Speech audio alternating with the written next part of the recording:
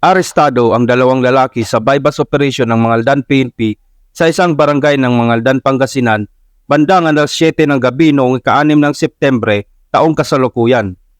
Sa pakikipag-ugnayan sa Philippine Drug Enforcement Agency Regional Office 1 sa ilalim ng direktang pangangasiwa ni Police Lieutenant Colonel Roldan E. Cabatan, OIC Chief ng nasabing lugar, nagsagawa ng anti-illegal drug bypass operation ang Mangaldan PNP na nagresulta sa matagumpay na pagkaaresto sa mga sospek na sina alias Lan, 44 na taong gulang, at si alias Juan, 30 taong gulang at kapwa residente ng Dagupan City.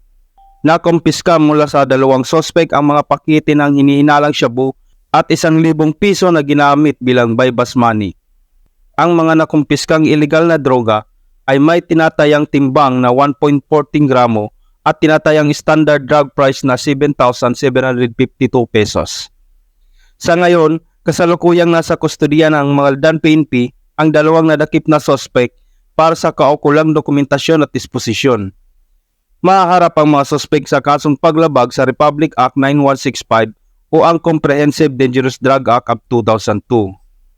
Nagpapakita ang insidente nito ng patuloy na determinasyon at dedikasyon ng ating mga kapulisan na labanan ang problema ng illegal na droga sa ating komunidad at sa buong bansa.